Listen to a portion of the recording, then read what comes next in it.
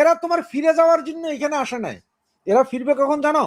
আচ্ছা আচ্ছা, সব সেটেলড হবে, টোটাল সেটেল, যায়া ওখানে জয় বাংলা স্লোগান দিতে পারবে সংসদের সামনে, ওনারা সব যায়া তখন আবার ওই যে নমিনেশন নিয়ে বৈশা যাবে, আমাদের নেতা হয়ে যাবে, আর আমরা তখন আবার সেই ভাই লিগে চলে যাব। এটা হচ্ছে সবচেয়ে দুর্ভাগ্যজনক। কারণ হচ্ছে আওয়ামী লীগ অনেকবার বলছে যে মানে তোমার ইয়ে করবে, এই এদের আসতে দিব না রে, এদের ওই করবো না রে। একটা জিনিস তুমি খেয়াল করো, গত 15 দিনের তোমার ফেসবুক ঘাইটা দেখো, ইফতার পার্টি বিভিন্ন জায়গায় 5 স্টার 4 স্টার হোটেলে ইফতার পার্টি, অমুক ভাইয়ের নির্দেশনায়। অমুক ভাই কিন্তু আছে কোথায়? ভাইগা রয়েছে। অমুক ভাইরে 2 সপ্তাহ আগে 2 মাস আগে গালি দিছে যে এরা আসলে লুঙ্গি খুলে ফেলাবো। যেই অমুক ভাই 20,000 টাকা পাঠাইছে তোমরা একটা ইফতার পার্টি করো, বাস। সবচেয়ে মজার কথা কি জানো, এই যে 17ই মার্চ গেল না আমাদের, তার আগে 7ই মার্চ গেল। হ্যাঁ, 7ই মার্চে বঙ্গবন্ধুর ভাষণের ছবি অনেকে পোস্ট করছে। 17ই মার্চে যারা বঙ্গবন্ধুর জন্মদিন, সেইখানে দেখা যায় বঙ্গবন্ধুর ছবি এতটুকু, শেখ হাসিনার ছবি এতটুকু, আর নেতাদের ছবি আমার আর তোমার মতন অবস্থা, বিশাল আমাদের ছবি, বিশাল হাসি খুশি আমরা। কিন্তু তার জন্য তার ছবি ওই আতসী কাজ দূরবীন লাগাইয়া দেখতে হবে তোমাকে, তুমি আর ভালো কি আশা করো? তার মানে বিলাসিতাটাকেই তারা প্রাধান্য দিচ্ছে বিদেশের মাটিতে, প্রচন্ড বিলাসিতা। কারণ এত পরিমাণের পয়সা করি তাদের হাতে আছে যে আমি তোমার তো বললাম ভাই, তোমার কাছে যদি টাকা না থাকে, তুমি একটা জিনিস বলো, এক্সাম্পল তুমি ঢাকার ছেলে, তোমার কাছে যদি টাকা না থাকে, তুমি বিপদে বললে ঢাকা থেকে সর্বোচ্চ কোন জায়গায় যাবা? হয়তো রাজশাহী, খুলনা, বরিশাল বা চিটাঙ্গের দিকে যা পালায় থাকবা। একদম একদম না। আর যদি বাপ দাদার যদি সামান্য কিছু সম্পদ থাকে, ওইটা বেচা হয়তো তুমি সর্বোচ্চ চিন্তা করবে যে ইয়েতে চলে যাবে কোথাও, ভারতে, ইন্ডিয়া, কলকাতা যায় লুকাই থাকবা, কষ্ট কম। তুমি যখন ইউরোপে আসবা, আমেরিকাতে আসবা, তোমার অবস্থা কি? এ ধরো আমি যেই রুমটাতে এখন বসে আছি, এই রুমটার ভাড়া শুধুমাত্র এই একটা রুমের ভাড়াই হবে তোমার 700 পাউন্ড। 700 পাউন্ড বাংলা টাকায় 1 লক্ষ টাকা। মাই গড, 1 লক্ষ টাকা ভাড়া। হ্যাঁ, খাওয়া খরচ, অমুক খরচ তমুক খরচ সব আছে না। আমার এটা 2 বেডরুমের হাউস, আমি আমার ফ্যামিলি নিয়ে থাকি, তা আমি এটা দিই তোমার 2400 পাউন্ড।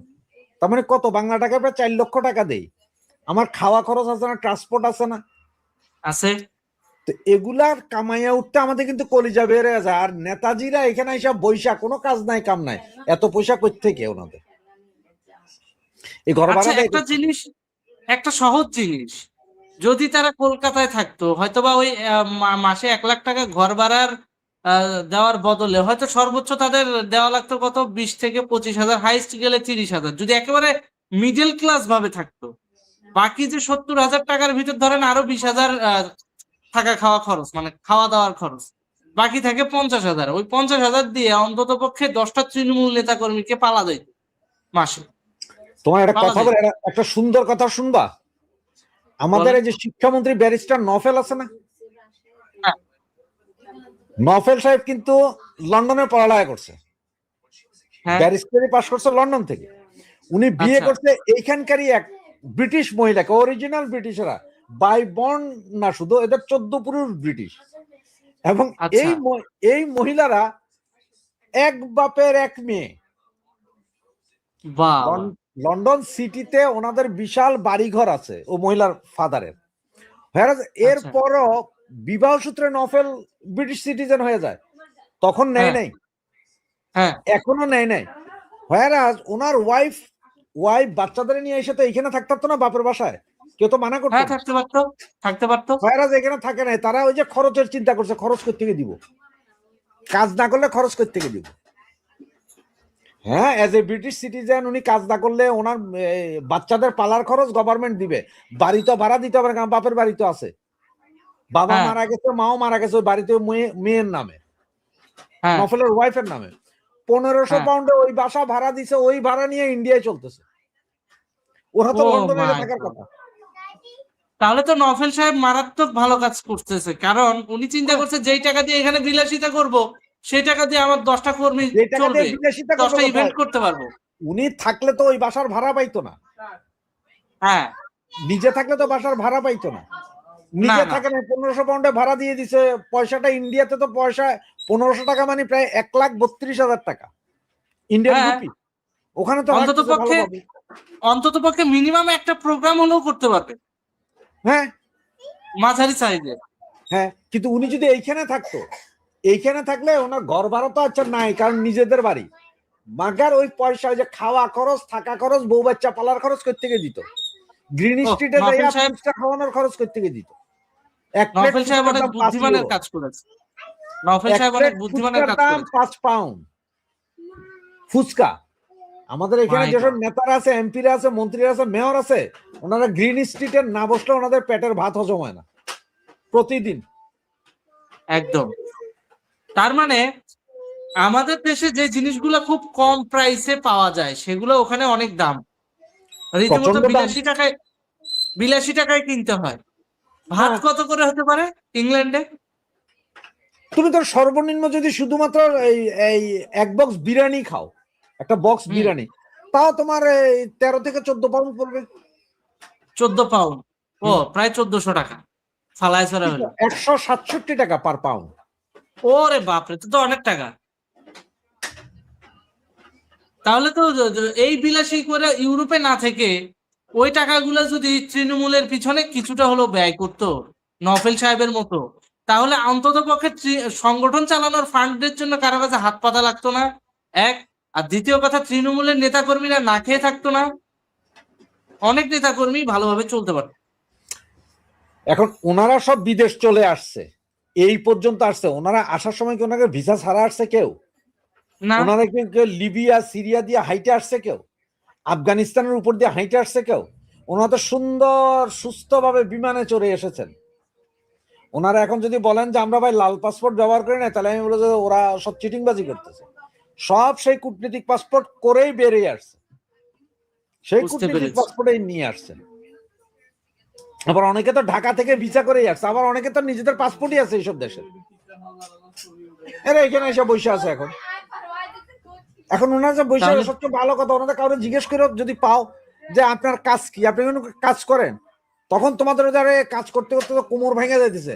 আর আমার জিজ্ঞেস করেন, আমি তো দেখি ওদেরকে দিনে রাতে, কোনো কাজ তো নেই, বাদশাহী আলে খাচ্ছে। এবং সবচেয়ে মজার বিষয় কি জানো, এইখানে হুম আমরা যারা ওই যে কামলা, আমরা কামলা যারা আছি, তারা হুম ধরো সিগারেট যেগুলো কিনি, আমরা হচ্ছে যে ওই যে রাস্তার উপর থেকে সিগারেট কিনি, পার প্যাকেট ভাই, 5 পাউন্ড। আর ওনারা কিনে 18 পাউন্ডে এক প্যাকেট, 18 পাউন্ড দাম 18 পাউন্ডে এক প্যাকেট। এক বাহ, প্যাকেট, আমরা কিনি 5 মানে টাকা, টাকারটা। টাকার যত প্রকার অপচয় আছে, অথচ নিজের দেশে এগুলো অনেক। ডেপুটি অ্যাটর্নি জেনারেলের দায়িত্ব পালন করেছিলেন। আবার 1/11 পর বাধ্যতামূলক পদত্যাগের ভয়ে স্বেচ্ছায় পদত্যাগ করেছিলেন। আইন বিভাগে পড়ার সময় তার বিরুদ্ধে ধর্ষণের অভিযোগ উঠেছিল। তিনি ঢাকা বিশ্ববিদ্যালয়ের আইন বিভাগের ছাত্রদের একটি গবেষণা প্রতিষ্ঠানের বিরুদ্ধে কাজ করার জন্য সমালোচিত হয়েছিলেন। এই সকল অন্ধকার অতীত থাকা সত্ত্বেও তিনি রাষ্ট্রের উচ্চ পর্যায়ের এই পদে আসীন হয়েছিলেন এবং তিনি একটি কিচেন ক্যাবিনেটের অংশ ছিলেন বলে মানব জমিন তো বিখ্যাত সেই রিপোর্ট করেইছিল। এবং এই কিচেন ক্যাবিনেট বাংলাদেশে মব সন্ত্রাস থেকে শুরু করে আওয়ামী লীগকে নিষিদ্ধ করা এবং আওয়ামী লীগকে নির্বাচনের বাইরে রেখে নির্বাচন বানচাল করা, হাদি হত্যাকাণ্ডের মতো ঘটনা ঘটিয়েছে বলে আজকে প্রমাণ বেরোচ্ছে। এটা বাংলাদেশেই সম্ভব, কারণ এই রাষ্ট্রটি নিজে একটি অবৈধ এবং অনৈতিক চক্রের হাতে চলে গিয়েছিল। ইউনূস সরকারের উপদেষ্টা হিসাবে আদিলুর রহমান শুভ্র যে ভূমিকা পালন করেছেন তা সম্পূর্ণভাবে বাংলাদেশের স্বার্থবিরোধী। তিনি এবং তার সহযোগী এনজিও কর্ণধারদের মূল লক্ষ্য ছিল বাংলাদেশকে চিরতরে বিদেশি অনুদানের উপর নির্ভরশীল একটি দাতা সংস্থার কলোনি বানানো। শেখ হাসিনার সরকারের উন্নয়ন অগ্রযাত্রা, বিশেষ করে বাংলাদেশকে মধ্যম আয়ের দেশে উত্তরণের সম্ভাবনা তাদের এই ব্যবসায়িক মডেলের জন্য হুমকি স্বরূপ ছিল। তাই তারা জুলাই সন্ত্রাসী কার্যক্রমের মাধ্যমে গণতান্ত্রিক সরকারকে উৎখাত করে একটি পুতুল সরকার হিসাবে কাজ শুরু করে। আদিলুর রহমান এই পুতুল সরকারের একজন গুরুত্বপূর্ণ ব্যক্তি ছিলেন। তার কাজ ছিল দেশের শিল্প এবং গৃহায়ন খাতকে এমনভাবে পরিচালনা করা যাতে তা বিদেশি এনজিও এবং তারা তাদের স্থানীয় দালালদের স্বার্থ রক্ষা করে। আপনারা ভুলে যাবেন না যে মার্কিন যুক্তরাষ্ট্রের সঙ্গে এবং আরও যেসব বিদেশি শক্তির সঙ্গে চুক্তি হয়েছিল, সেই চুক্তির পেছনের কারিগর হিসেবে এই আদিলুর রহমান শুভ্র কাজ করেছে, এবং তার সংস্থা এবং তিনি নিজে কত টাকায় এই চুক্তিগুলো থেকে বানিয়েছেন আমরা জানি না। বাংলাদেশের সিমেন্ট শিল্প ধ্বংস হয়ে যাবে মনে হচ্ছে, কারণ হচ্ছে আমেরিকা এখন তদন্ত করছে যে বাংলাদেশে নাকি অতিরিক্ত সিমেন্ট তৈরি করায় আমেরিকান সিমেন্টের দাম কমে যাচ্ছে। আপনি ভাবুন একবার। অবৈধ ইউনূস সরকারের আমলনামা এবং আদিলুর রহমান শুভ্রের কার্যক্রম বিশ্লেষণ করলে কথা স্পষ্ট হয় যে বাংলাদেশ একটি গভীর ষড়যন্ত্রের শিকার হয়েছিল, যারা এক সময় মাত্র 249 ভোট পেয়ে জনপ্রতিনিধিত্বের যোগ্যতা প্রমাণ করতে পারেনি, তারাই রাষ্ট্র ক্ষমতার মসনদে বসে সিদ্ধান্ত নিয়েছিল রাষ্ট্রকে কিভাবে চালাতে হবে। তারাই আওয়ামী লীগের মতো একটি জনপ্রিয় এবং সবচেয়ে বড় এবং পূর্ণ রাজনৈতিক দলকে নির্বাচনের বাইরে রেখে একটি নির্বাচন করে তারেক রহমানের হাতে ক্ষমতা তুলে দিয়েছে। আদিলুর রহমান শুভ্র কেবল একজন ব্যক্তি নন, একটি চক্র, এবং এই চক্রের হোতা। তিনি সেই ব্যবস্থার প্রতীক যেখানে মানবাধিকার, সুশীল সমাজ এবং এনজিওর মুখোশ পরে একদল লোক দেশটাকে লুটপাট করেছে। তার ব্যক্তিগত আচরণও প্রশ্নবিদ্ধ। নিজের বাড়িতে যাওয়ার রাস্তা বেআইনিভাবে প্রশস্ত করানোর মতো ছোট দুর্নীতি থেকে শুরু করে রাষ্ট্রীয় পর্যায়ের বড় অর্থনৈতিক কার্যকলাপ, যে কথা আমরা বললাম যে সমস্ত শিল্প কলকারখানাগুলো বন্ধ হয়ে যাওয়া, বন্ধ করে দেওয়া এবং বিদেশের সঙ্গে চুক্তি করা, সবকিছুতেই তার জড়িত থাকার অভিযোগ রয়েছে। মানবাধিকার কর্মী হিসেবে নিজেকে পরিচয় দিয়েও তিনি মানুষের মৌলিক অধিকার হরণের সাথে জড়িত থেকেছেন। বর্তমান পরিস্থিতিতে আদিলুর রহমানের মতো ব্যক্তিরা যে হুমকির মুখে রয়েছেন সেটি তাদের নিজেদেরই কর্মফল। বিমানবন্দরে নাকি তাকে হেনস্থা করা হয়েছে, হেনস্থা তো তিনি আরো হবেন। রাস্তায় নামুক না, রাস্তায় নামলেই হবেন। যারা জনগণের ম্যান্ডেট ছাড়া ক্ষমতায় বসেছিল, ক্ষমতা দখল করেছিল, তাদের টিকে থাকার ভিত্তি যে খুব দুর্বল সেটা প্রমাণিত। কারণ ডক্টর মোহাম্মদ ইউনূসই সেটা বুঝে দিয়েছেন। তিনি নিজেকে ভিভিআইপি ঘোষণা করে এসএসএফ এর নিরাপত্তা নিচ্ছেন জনরোষের শিকার হওয়ার আশঙ্কায়। কিন্তু আদিলুর রহমান শুভ্রদের তো তা নেই, সুতরাং তাকে তো আসলে জনগণের সামনে কখনো না কখনো আসতে হবে, এবং তার ফল তিনি। সেটা সবার কাছে প্রাসঙ্গিক নয়, তারপর আমরা শুনছি। But at this movement Bangladesh Awami লীগের যে আমাদের আশা ভরসা শেষ বাতিঘর জননেত্রী শেখ হাসিনা, উনি কিন্তু এবার আমাদের স্পষ্ট একটা মেসেজ দিয়েছে। তৃণমূলের নেতাকর্মীর সঙ্গে মাননীয় জননেত্রী শেখ হাসিনা আর কোনো ফারাক নাই, কোনো বীজ নাই, কোনো সেতু বন্ধন নাই, ডাইরেক্ট কানেকশন। এখন জননেত্রী শেখ হাসিনা তৃণমূলের কর্মীদের সঙ্গে সরাসরি কথা বলছেন, যেটা অতীত আমরা পাই।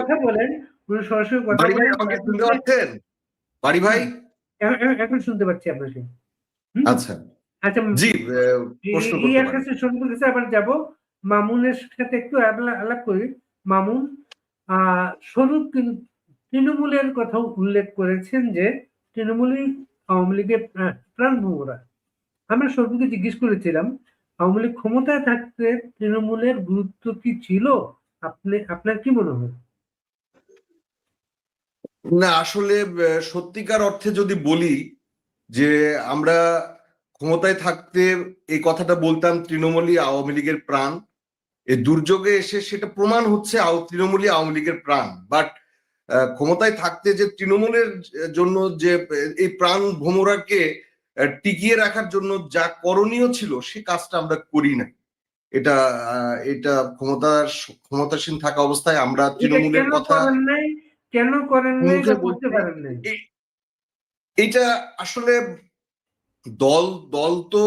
দল করে না এটা বললে ভুল। দলের যে দায়িত্বে যারা ছিলেন, ধরেন প্রান্তিক পর্যায়ে যাদের দায়িত্ব ছিল, উনারা তৃণমূলটাকে উপেক্ষা করছে। সেই জায়গাতে আমাদের তৃণমূলের নেতাকর্মীর চেয়ে প্রশাসনিক লোকজন তাদের বেশি প্রিয় ছিল। হ্যাঁ, প্রশাসন নির্ভরতা ছিল। তৃণমূল যে প্রাণ, সেই জায়গাটা থেকে সরে আসছিলেন আমাদের দায়িত্বশীল অনেকেই। এটি কথা। আর বাড়ি ভাই নির্ভরতা একটা কথা বলেছেন, আমরা আর একটা কথা বারবার শুনতাম বিভিন্ন নির্বাচনের আগে, অমুক অমুক এজেন্সি দিয়ে নাকি জরিপ করা হয়েছে। বিভিন্ন এজেন্সি এগুলো জরিপ করা হয়েছে, সেটার কি স্বীকার আছে?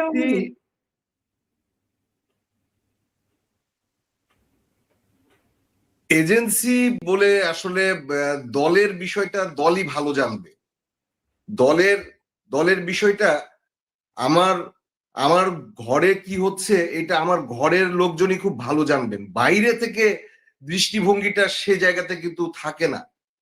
সো ঘরের খবর ঘরের লোকজন দিয়ে, প্রকৃত ঘরের যারা লোক, তাদেরকে ছাড়া আপনি এজেন্সি দিয়ে কোনো তথ্য নিয়ে সেটা কখনো অ্যাপ্রোপ্রিয়েট হয় না বাড়ি ভাই। কিন্তু তখনও তো দল মনে করতো, দলের নানা গ্রুপের কারণে দল মনে করতো যে যার গ্রুপকে হাইলাইট করবে, এর জন্য এজেন্সি হয়তো নিরপেক্ষভাবে সব গ্রুপের কথা তুলে ধরবে, এটাকে মনে করতো দল। বাড়ি ভাই আপনার কথাটা একটু কম, মানে সাউন্ডটা কম আসছে আমার আমি কাছে। আমি যেটা বলছি যে দলকে এটা মনে করতো, বিভিন্ন জায়গায় তো ক্ষমতাসীন দলের সবচেয়ে বেশি হয়, সবচেয়ে বেশি মানুষ থাকে, নানান ধরনের গ্রুপ থাকে, গ্রুপ যখন যার সাথে কথা বলতে যাবে গ্রুপের প্রতিনিধিত্ব করবে, সেটাকে অতিক্রম করার জন্য দলকে মনে করেছে এজেন্সি দিয়ে জরিপ করালে সবার বক্তব্য উঠে আসবে সেখানে।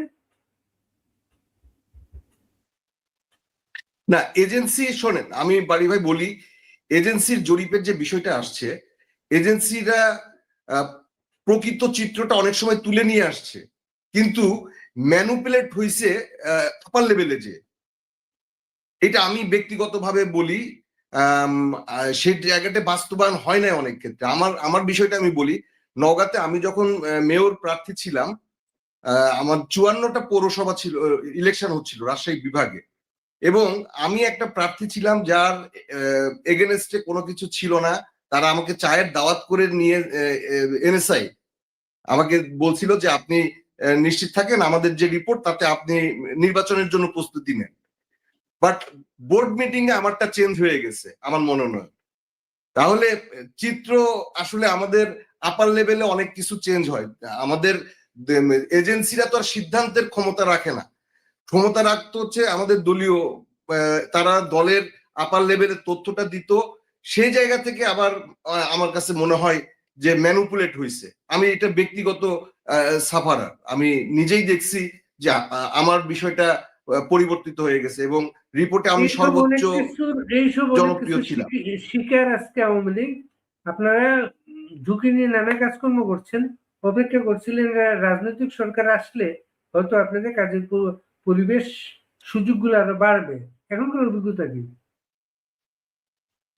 দেখ, কাজের সুযোগ আসলে সরকার পরিবর্তনের সাথে আমাদের কাজের সুযোগের কোনো কিছু যায় আসে না পরিবর্তনে। কারণ ইউনূস সরকারের যে রেজিম আর বর্তমান রেজিম, আমি ব্যক্তিগতভাবে আমার অনুভূতির কথা দিয়ে বলি, 5 তারিখের পর থেকে ইউনূস সরকার যা মানে যে আওয়ামী লীগের যে নেতাকর্মীদের উপর যে নির্যাতন, আমরা ধরেন আমি এখনো বাসাতে ঈদ করতে পারি নাই। কষ্টের কথা বাড়ি ভাই, এখানে হাজার হাজার মানুষ, একটা মোলাকাত করার মতো মানুষ আমার এখানে নাই, আমি যেখানে আছি। তো এই কষ্টটা আমার, এই ঈদটাকে চিন্তা করে আমি বললাম যে এই কষ্টটা আমার লাখ লাখ নেতাকর্মী, আওয়ামী লীগের নেতাকর্মী এই পর্যায়ে আছে। সেটা ইউনূসের সময়ও ছিল, এখনো আমি আমার এলাকাতে যেতে পারি নাই। তাহলে পরিবর্তনটা কোথায় আসলো? পরিবর্তনটা নাই। আর মির্জা ফখরুল ইসলাম উনি যে কথাটা বলছেন, আমার কাছে মনে হয় যে আওয়ামী লীগের উনারা এতটুক এই নির্বাচনে, তাদের এই সাজানো গোছানো নির্বাচনে এতটুক বুঝতে পেরেছেন যে এই পর্যায়েও তারা জামাতের কাছে একেবারে নাজেহাল অবস্থা হয়ে গেছিল। যদি যারা আমাদের সমর্থক, তারা যদি তাদেরকে ভোট না দিত, তারা জিততে পারত না। সো স্থানীয় নির্বাচন আসতেছে, সেই স্থানীয় নির্বাচনটাকে তারা নিজেদের এই জায়গাগুলো দখল করার জন্য, আওয়ামী লীগ যেন এই নির্বাচনে অংশগ্রহণ করতে না পারে, সেটার কারণে তাদের যে বিগত সরকারের যে অবৈধ এক্সিকিউটিভ অর্ডার, আওয়ামী লীগের এই কার্যক্রম স্থগিতাদেশ, সেটাকে তারা এনজয় করতেছে আমি মনে করি।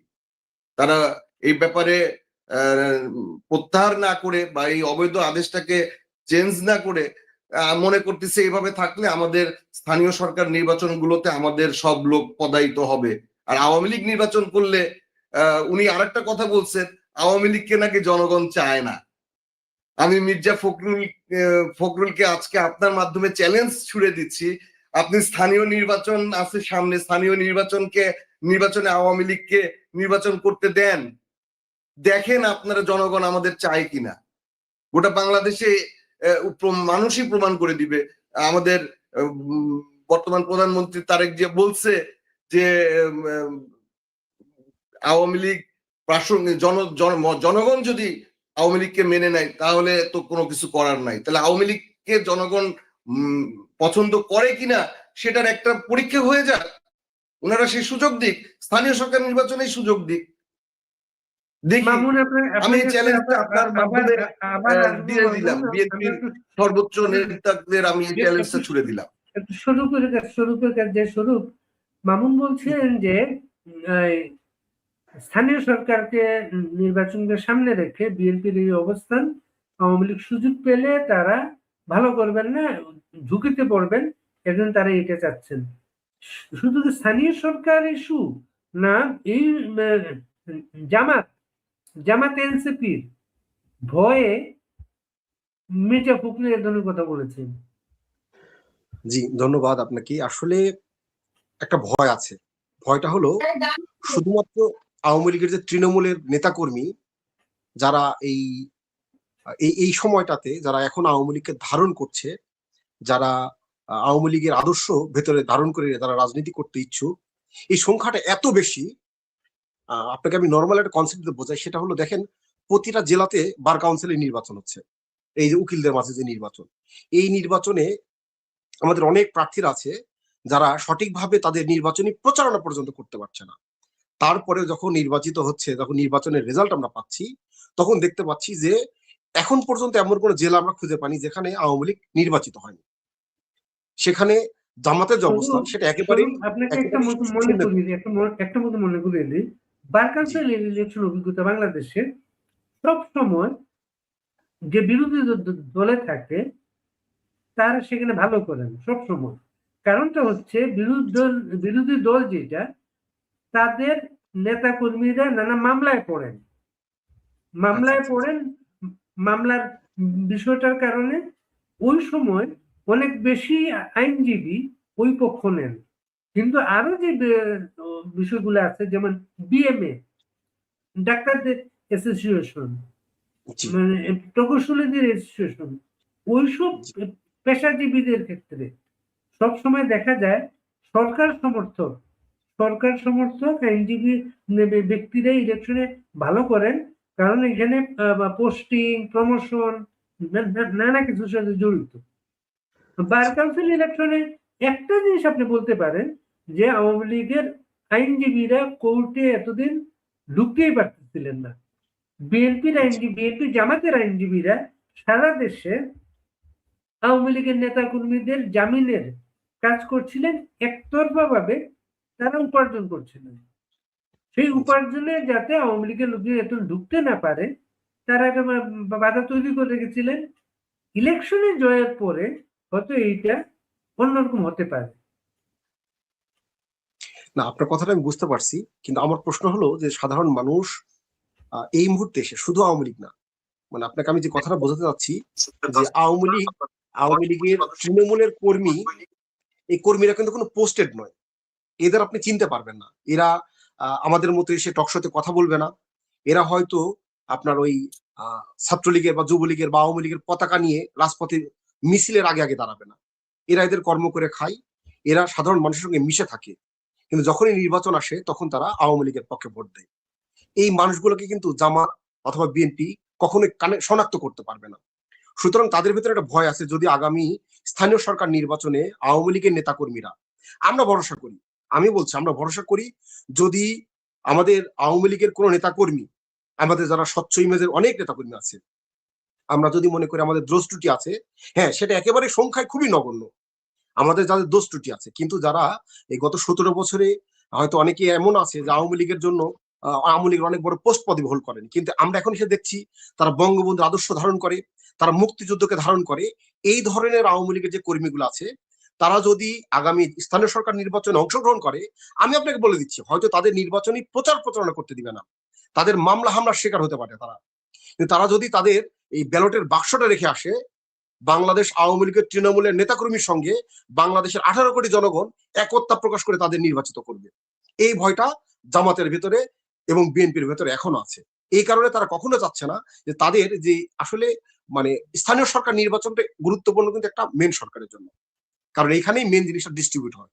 তৃণমূলের কর্মীরা যেগুলা ওই বিএনপি যেটা চাচ্ছে যে তাদের যে অবৈধ লুণ্ঠিত সম্পদ এগুলো যেন হিসাব দিতে না হয়, সেগুলো যেন তৃণমূলে পৌঁছে দিবে, সেখানে বিএনপির এটা যেন লুটে পুটে খেতে পারে, এই কারণে তারা কিন্তু তৃণমূলটাকেও শক্ত করার জন্য চেষ্টা করছে।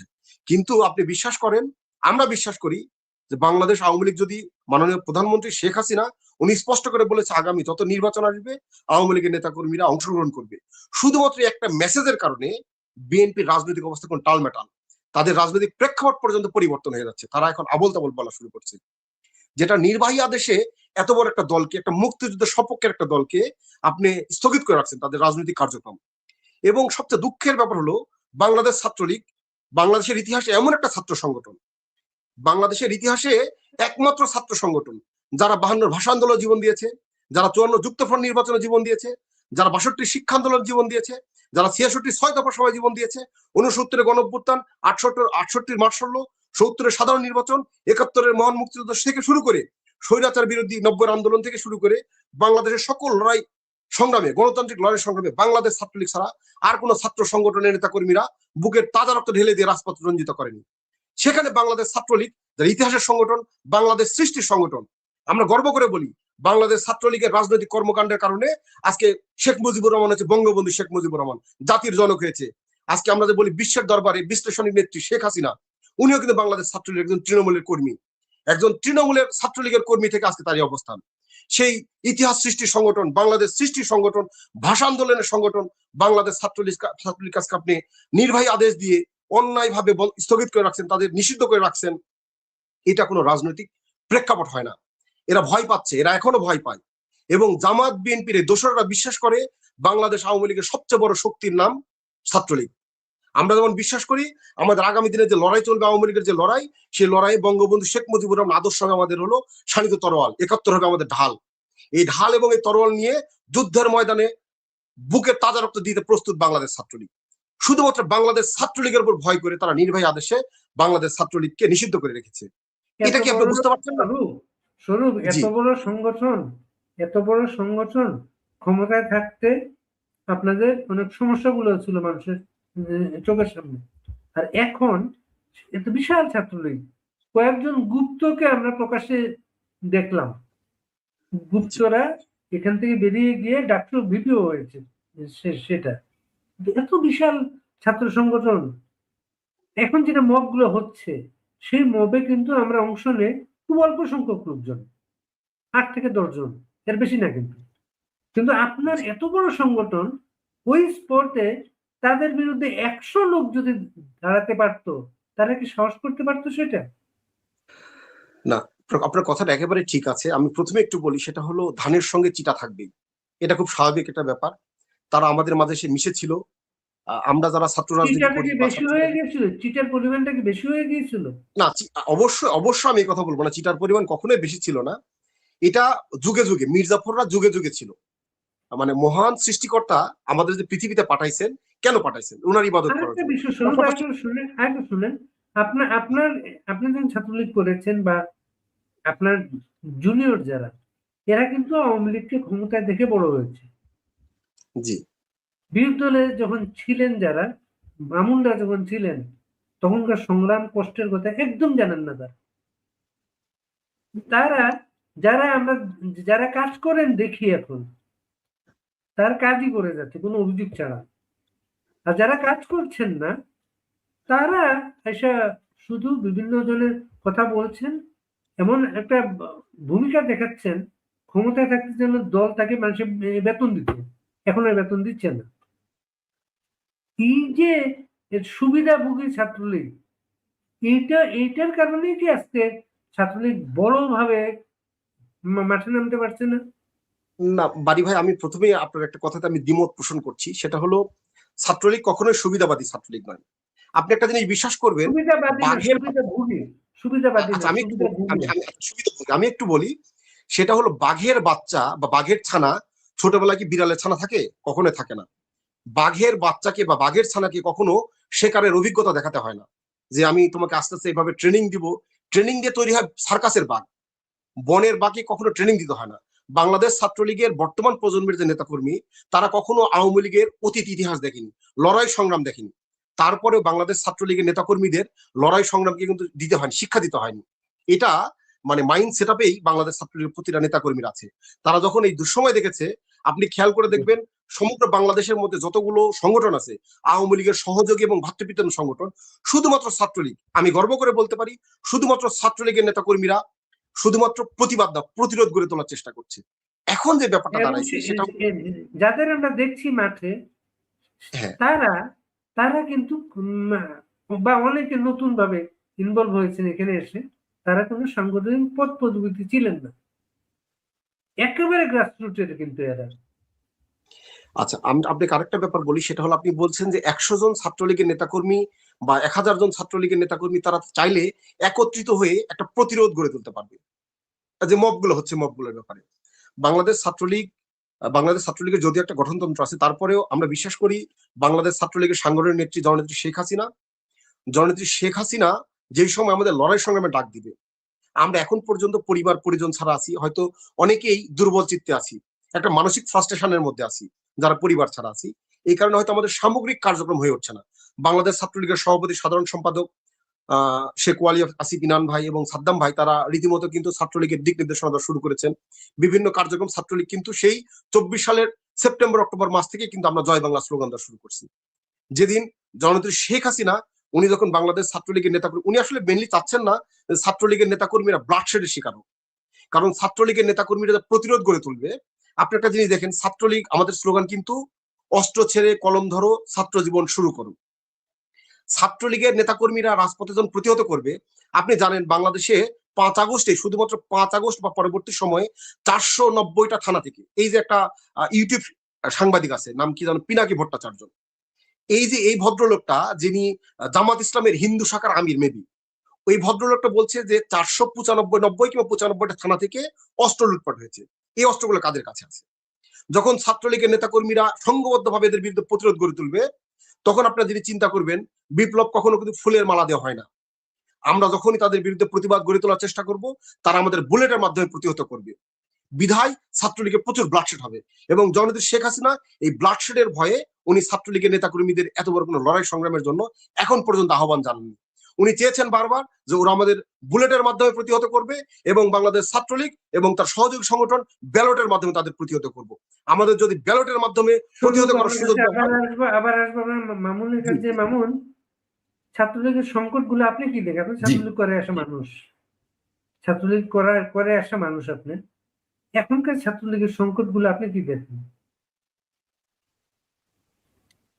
না, আমি হয়তো অনেকে বলতে পারেন যে বা বলার চেষ্টা করেন যে এই ছাত্রলীগ কখনো দুঃসময় দেখেনি, সুবিধার সময়ে এসে ছাত্রলীগ করছে, এই কথাগুলো অনেকে বলার চেষ্টা করে। বাট আমার ব্যক্তিগত উপলব্ধির যে জায়গাটা সেটা বলবো, বরং আমাদের যারা দীর্ঘ অভিজ্ঞ যে লোকগুলো ছিলাম আমরা রাজপথে, আমরা 90-এর স্বৈরাচার বিরোধী আন্দোলন বলেন, 2001 থেকে 2007 সাল পর্যন্ত জামাত বিএনপির এবং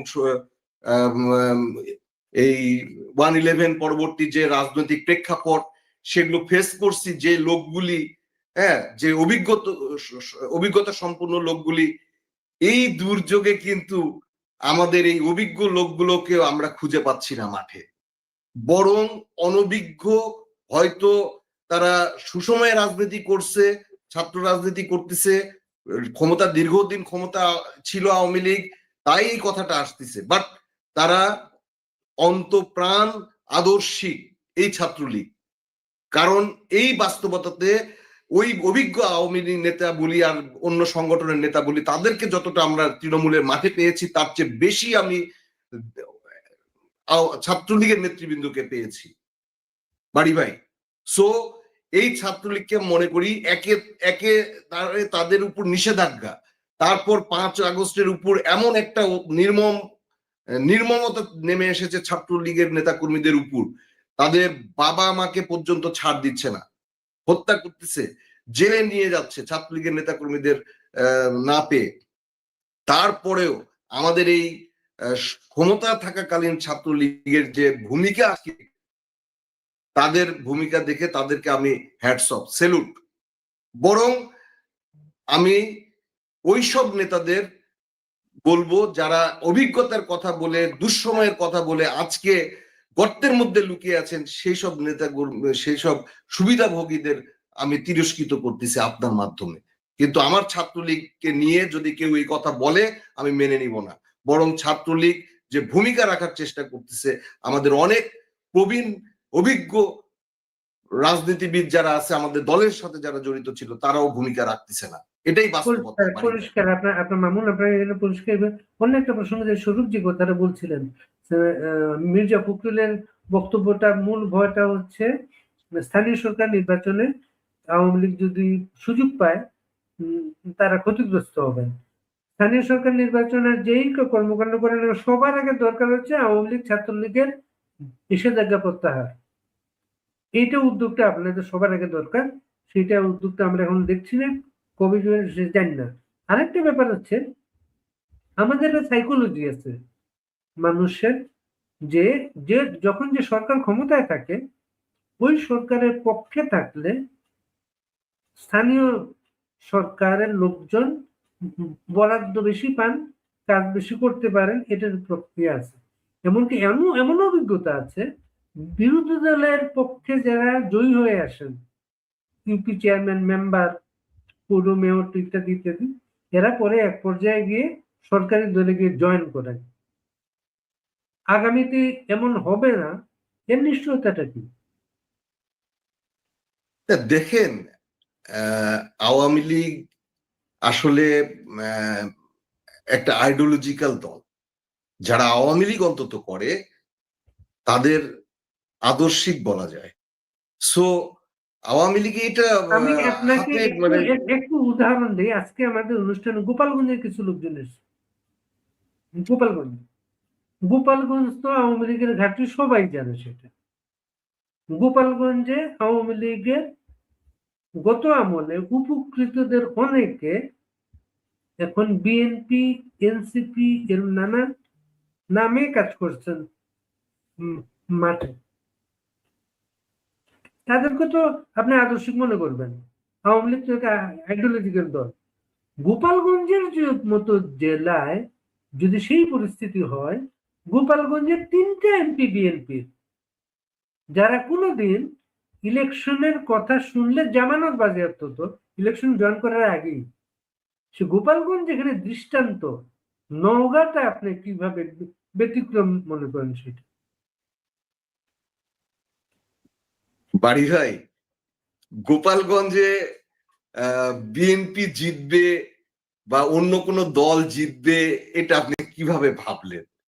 আপনি গোপালগঞ্জের যে ভোটের যে এর আগে আমি বলার চেষ্টা করেছি অন্যান্য ইয়েতে, যে আসলে এই ভোটটাতে একটা সাজানো গোছানো ভোট, ঠিক আছে? ভোটাররা ভোট কেন্দ্রে যাক আর না যাক, তাদের এমপি কাকে কোথায় এমপি বানানো হবে এটা চূড়ান্ত ছিল। তো সেই জায়গাকে বিবেচনা করে যদি আপনি এটা বলেন, তাহলে আসলে এটা আসলে খুবই দুঃখজনক। আপনার এই কথাতে আমি ইয়ে করতে পারলাম না, যে এটা আইডিওলজিক্যাল কোনো চেঞ্জ আসে নাই। যে চেঞ্জটা করেছে তারা ভোটারদের চিন্তার প্রতিফলনটা না ঘটিয়ে তারা তাদের মতন করে ফলাফল প্রকাশ করছে মাত্র। এইটা হচ্ছে মূল কথা, বুঝছেন বাড়ি ভাই?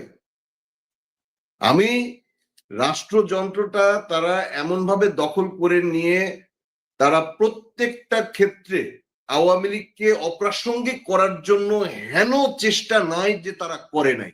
গোপালগঞ্জের একজন নেতা, গ্রামের নেতা, আজকে আমাদের অনুষ্ঠানে বলেছেন তিনি একটা ইউনিয়ন পরিষদের চেয়ারম্যান পদপ্রার্থী ছিলেন। তাকে না দিয়ে যাকে দেয়া হয়েছে তিনি মনে করেছেন তিনি আওয়ামী লীগের প্রার্থী, তার জন্য কাজ করেছেন তারা। তিনি আর তাদের সাথে নাই। এইভাবে যখন শিফট করতে পারে গোপালগঞ্জের মতো জায়গায়, নওগাঁ হবে না সেটা?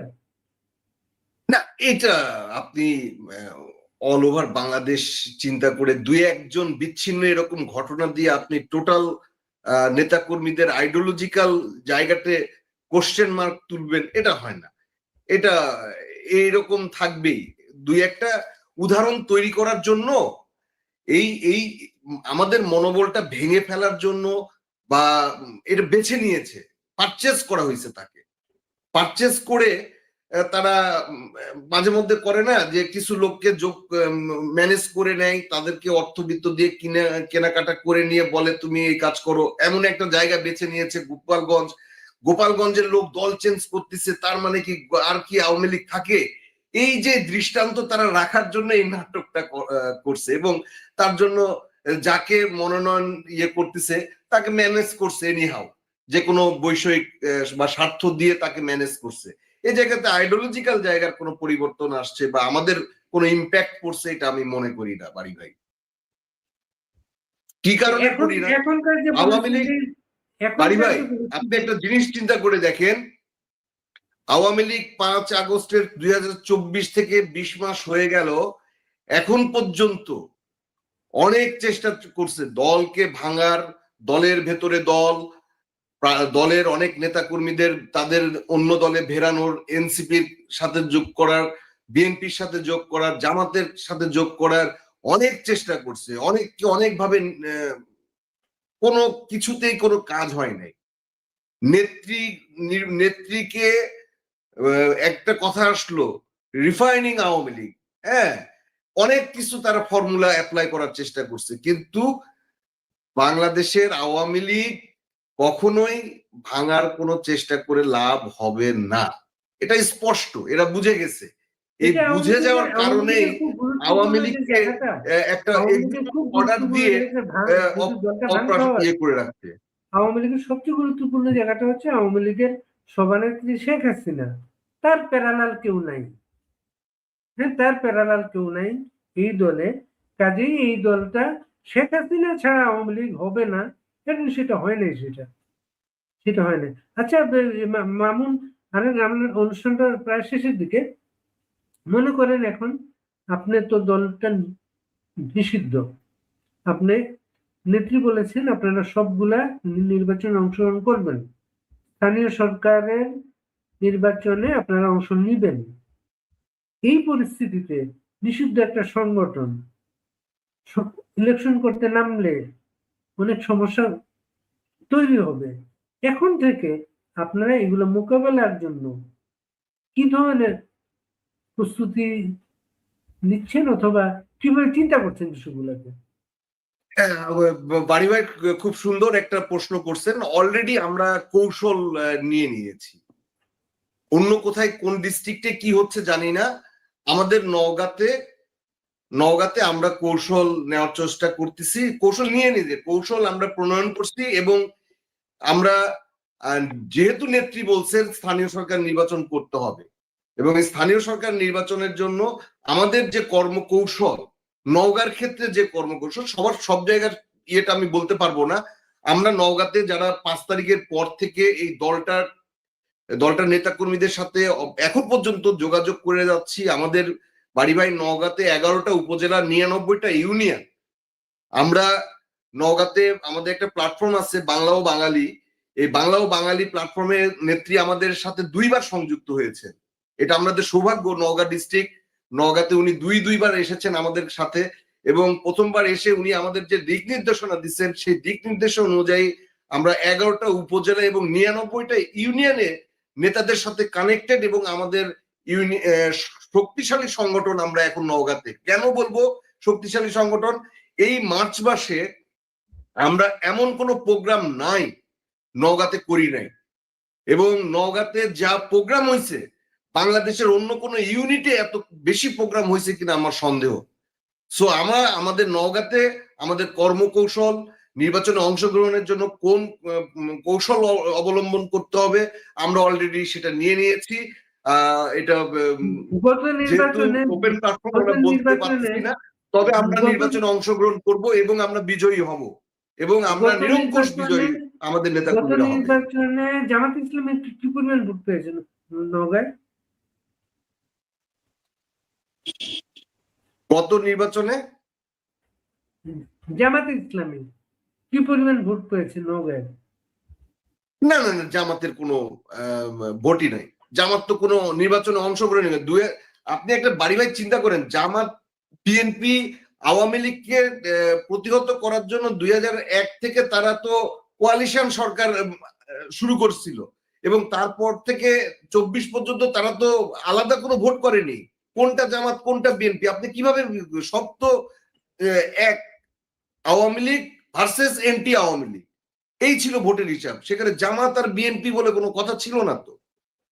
সেটা আপনি এখন বিএনপি বা জামাত যে পরিমাণ ভোট পেয়েছে, আওয়ামী লীগের ভোট ছাড়া কি এত ভোট পেয়েছে তারা? এইখানে আওয়ামী লীগের অনেক ক্ষেত্রে আমাদের ভোটারদের মনে করেন যে নওগাঁ প্রেক্ষাপটে বলি, একটা উদাহরণ বলি, নিয়ামতপুরের আমাদের একটা সেন্টারে ভোটার হচ্ছে 2800, ভোট পড়েছে 3600। আমি একটা উদাহরণ দিয়ে আপনাকে বুঝিয়ে দিলাম যে এই ভোটটা কি হয়েছে। জননেত্রী শেখ হাসিনা বলেছেন ভোট বর্জন। আমাদের গোটা বাংলাদেশে আপনি দেখেছেন বাড়ি ভাই, সকাল থেকে সার্টেন একটা পিরিয়ড পর্যন্ত, দুপুর 12টা পর্যন্ত আপনি ভোটের পরিস্থিতি কি, ভোট সেন্টারের পরিস্থিতি কি, জনমানব শূন্য ভোট সেন্টার, কুকুর ঘুরে বেড়াচ্ছে। সেনাবাহিনীর যারা কর্তব্যরত ভোটার ইয়েতে নিযুক্ত ছিল তারা ক্রিকেট খেলতেছে, কোন জায়গাতে রাতের বেলায় তো মনে করেন ভোট নিয়ে টানাটানি করতেছে। এটা কি ভোট হইছে আপনি বলতে পারেন? আমাদের তো তারা অভিযোগ করতো যে রাতের ভোট করেছি আমরা, এরা তো আগের দিন সন্ধ্যা থেকেই ভোট শুরু করছে। সেই ভোটে পার্সেন্টেজ কিভাবে বাড়ছে, কিভাবে বাড়লো, এটা যদি আপনি সাংবাদিক মানুষ, আপনাকে বলে দিতে হবে না বাড়ি ভাই, আপনি খুব ভালো করেই জানেন। এরা যে এক্সপেক্টেড যে কথাটা বলছিল 55 থেকে 60% ভোট হবে, এইটাই হয়েছে। তারা আগে থেকেই জেনে ফেলছে, হ্যাঁ, যে অন্তর্যামী তারা হয়ে গেছে। এই ইউনূস সরকারের যারা নির্বাচন পরিচালনা করছে তার অন্তর্যামী, তারা আগেই বলে দিতে পারে যে 60% ভোট পড়বে। স্বরূপের কাছে একটা স্বরূপ, আপনার বাংলাদেশের বিভিন্ন এলাকায় আওয়ামী লীগের অফিস খোলা হয়েছিল, নওগাঁতেও আপনারা সেটা করেছিলেন। আওয়ামী লীগের অফিস তো কোথাও নাই, সবগুলো একটা ধ্বংসস্তূপ, অফিস পুড়িয়ে দিয়েছে, ইয়ে করে দিয়েছে। আওয়ামী লীগের অফিস খোলার পরের পরিস্থিতিটা কি আপনাদের কাছে? আচ্ছা, ধন্যবাদ, খুব দারুণ একটা প্রশ্ন করছেন। এখানে আমি প্রথমেই একটা কথা মনে অনেকক্ষণ ধরে মাথার মধ্যে রাখছি, এটা একটু বলে নিই। সেটা হলো যে বাবা ডাকে সে 8এই ডাকে, আর যে বাবা ডাকবে না সে 80 বছরেও ডাকবে না। আওয়ামী লীগের তৃণমূলের যে নেতাকর্মীরা এই প্রায় 20 মাস এই দুর্বিষহ দুঃখ যন্ত্রণাকে উপেক্ষা করে, হামলা মামলা জেল জুলুমকে উপেক্ষা করে যারা এখনো জয় বাংলার পতাকা উড়াচ্ছে, যারা এখনো জননেত্রী শেখ হাসিনার পক্ষে কথা বলছে, মুক্তিযুদ্ধের পক্ষে কথা বলছে, তারা আর ওই সামান্য কিছু সুযোগ সুবিধার লোভে অন্য দলে যাবে না। আপনি যে আশঙ্কাটা করছেন যে নওগাঁতে এমনটা হবে কিনা, গোপালগঞ্জে হয়েছে, যদি নির্বাচনে জয়লাভ করার পরে বিভিন্ন সুযোগ সুবিধা নেওয়ার জন্য তারা অন্য দলে যাবে কিনা। বিষয় হলো আমরা কিন্তু রীতিমতো একটা দীর্ঘ সময় পার করছি, প্রায় 2 বছর। এই 2 বছর একটা হিউজ টাইম, যে আমাদের যারা নজরে পড়েছে। এখন এই ছেলেটা অ্যালেন, যখন এই আরবিক ভাষা নিয়ে যখন পিএইচডি করছে তখন সিআইএ নজরে পড়ে। সিআইএ 3-4 জন এজেন্ট তার সঙ্গে দেখা করে এবং বিভিন্ন পরিচয় দেখা করে কথাবার্তা বলে তারা বুঝতে পারে যে সিআইএর জন্য কিন্তু খুব একটা ফিট নয়, বরং একে যেটা করা যেতে পারে সেটা হচ্ছে শিপ ডিপিং এজেন্ট করা যেতে পারে। শিপ ডিপিং এজেন্ট কি? শিপ ডিপিং এজেন্ট হলো সিআইএ এর কিন্তু ডাইরেক্ট কোনো অপারেশন তারা থাকে না, কিন্তু তারা সিআইএ এর হয়ে সমস্ত কাজ করে। এরা হচ্ছে শিপ ডিপিং এজেন্ট। তো তখন এরা বলে কি ছেলেটাকে তো ছাড়াতে যাবে না, কারণ এই সমস্ত আরবিক ভাষাটা জানে, আমরা তো আরবিক ভাষা জানি না। ফলে ওকে তখন সিআইএর একটা অদ্ভুত নিয়ম আছে, সিআইএ থেকে যারা রিটায়ার করে তারা কি করে, তারা কখনো আপনার সাধারণ মানুষের সঙ্গে মিশে যায় না, তাদেরকে আমেরিকা টাকা দিয়ে একটা একটা করে ব্যবসা তৈরি করা।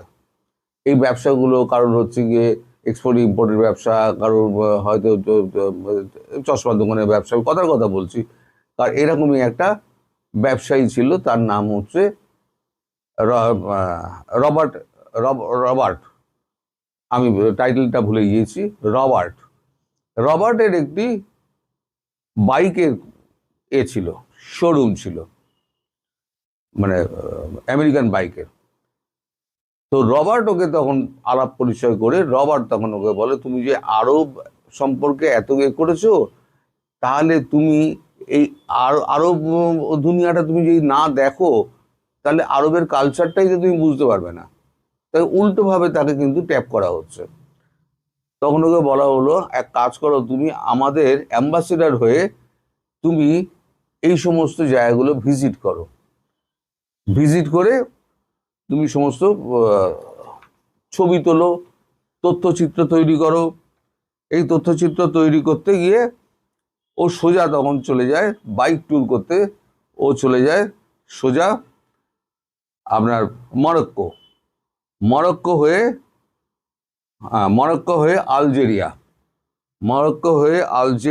আলজেরিয়া হয়ে টিউনেশিয়া হয়ে সিরিয়া, লিবিয়া হয়ে সে ঘুরতে আরম্ভ করে। এই যে ওর সঙ্গে যে কথাবার্তা হয়েছিল এটা 1979 পর ওর সঙ্গে কিন্তু সিআইএ যোগাযোগটা হয় 2007 সালে। 2007 সালেই সেই মোটর বাইক নিয়ে ও বেরোয় এবং প্রথম তার গন্তব্য হয় লিবিয়ায় তখন আরব স্প্রিং চলছে, মনে রকম লিবিয়া আরব স্প্রিং চলছে। সেই সময় ওর ঘুরে ঘুরে সমস্ত ছবি টবি তুলতে আরম্ভ করে এবং যারা বিদ্রোহী গোষ্ঠী তাদের বিভিন্ন ইন্টারভিউ নিতে আরম্ভ করে, সমস্ত মানে ল্যান্ডস্কেপ দিতে আরম্ভ করে, তারপর সমস্ত সংঘর্ষের ছবি দিতে আরম্ভ করে। আমাদের এখানে ঘুরে বেড়ায় না, কত দেখবেন আপনার বিদেশি নাগরিক ঘুরে বেড়ায়, তারা কে কি আমরা জানি না। তো এই করতে করতে তারপরেতে ও করলো কি, ওকে বলা হলো যে তুমি একটা ফিল্ম তৈরি করো। এখন ওখানেই তার সঙ্গে দেখা হলো মার্শাল ক্যারি বলে একজন লোকের। মার্শাল ক্যারি তাকে এবার ওই বিদ্রোহী গোষ্ঠীর সঙ্গে মিলিয়ে দিয়ে তাকে বলল যে তোমার কি মনে হয় না এই যে গাদ্দাফি যে একনায়কতন্ত্র চালাচ্ছে, এখানে গণতন্ত্র প্রতিষ্ঠা করা দরকার? বল হ্যাঁ, এখানে তো গণতন্ত্র প্রতিষ্ঠা করা তো উচিত। তখন ওর মাথার মধ্যে মগজের মধ্যে ঢোকাতে আরম্ভ করলো এই মার্শাল ক্যারি যে তুমি এইটাকে তুমি ক্যাশ করো এবং এটা একটা শুটিং করো। ও একটা শুটিং করলো, মানে ও যে ছবিগুলো তুলেছিল সেগুলোকে ভালো করে এডিট করে, ভালো এডিটারকে দিয়ে এডিট করিয়ে ছবিটার নাম দিল পয়েন্ট অ্যান্ড শুট। আপনারা গুগলে গেলেই দেখতে পাবেন পয়েন্ট অ্যান্ড শুট একটা ছবি করলো। ছবিটা একাডেমিতে পাঠানো হলো, একাডেমি অ্যাওয়ার্ডসের জন্য নমিনেশন হলো, কিন্তু তার দুর্ভাগ্য, নমিনেশন হলো বটে কিন্তু প্রাইজটা সে পেল না। তারপরে মন ভেঙে গেল, তার বললো তুমি ঠিক আছে, তুমি এইবারে হয়নি, পরের বারে হবে, আবার তুমি শ্যুট করো। এই করতে করতে ও যখনই বিদ্রোহী গোষ্ঠীর সঙ্গে ঘোরাফেরা করতে করতে বিদ্রোহী গোষ্ঠীর মধ্যে একটা খুব ভালো বন্ধুত্ব হয়ে গেল। বন্ধুত্ব হতেও ওর মাথায় তখন ঢুকে গিয়েছে যে লিবিয়ার গদ্দাফিকে ফেলতে হবে।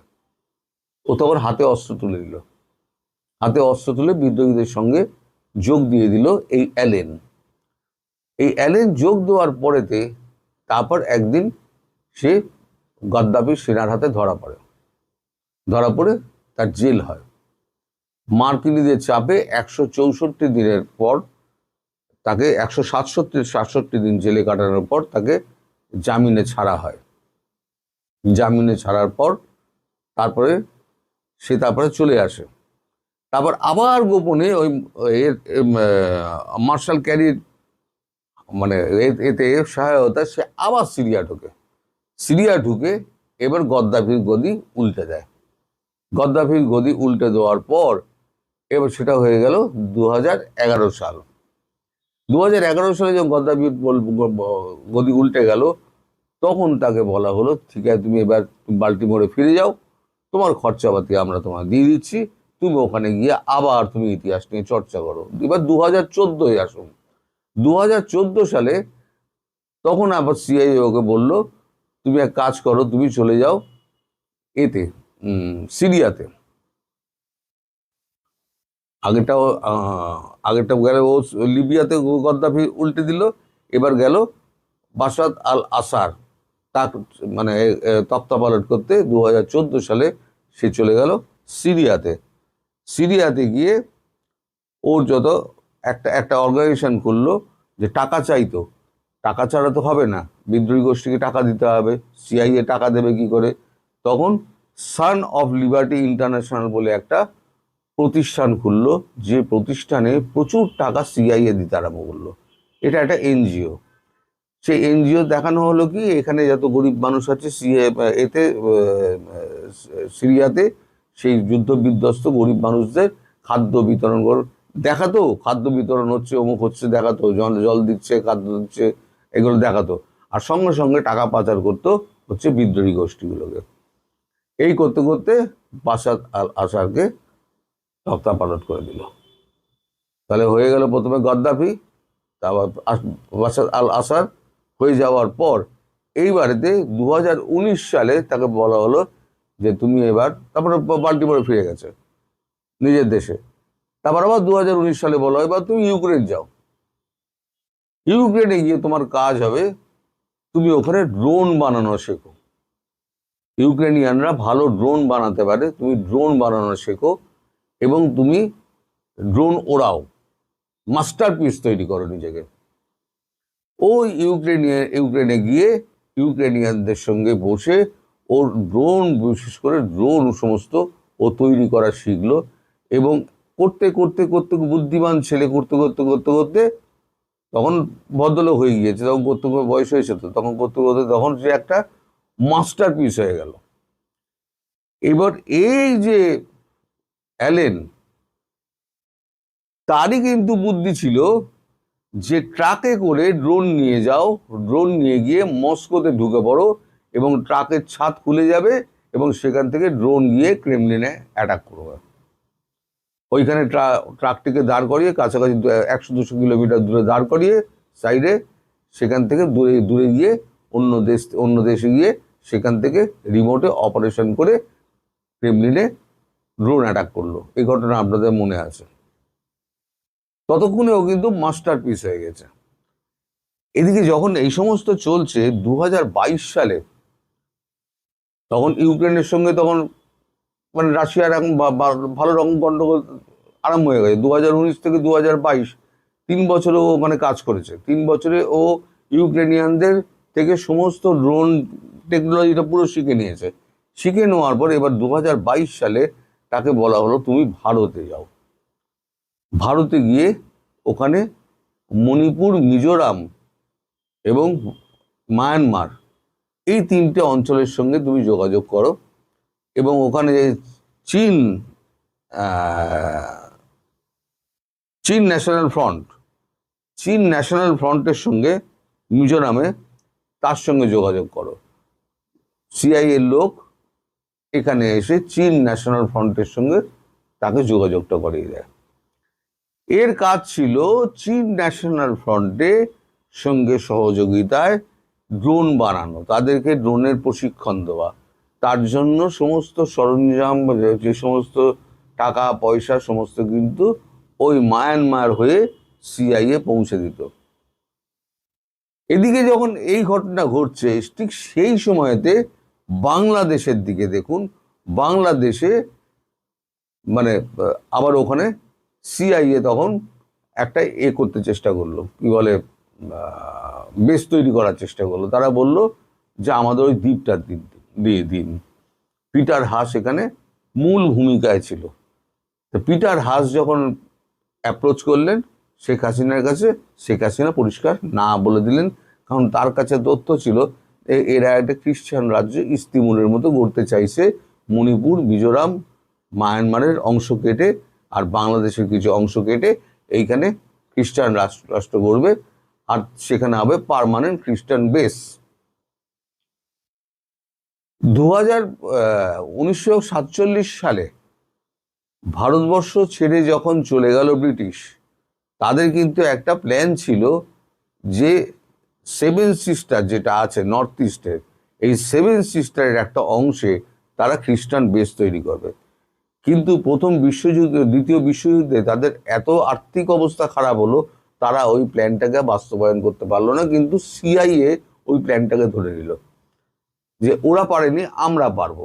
সিআইএ ওই প্ল্যানের অংশ হিসেবে সিআইএ সেখানে ঢুকে গেল। তারপর থেকে মণিপুর, মিজোরাম সমস্ত অশান্ত হতে আরম্ভ হলো। এবার এদের প্ল্যান ছিল এই লোকটাই যে অ্যারন, এর আসল নাম হচ্ছে উইলিয়াম অ্যারন ভ্যান ডাইক।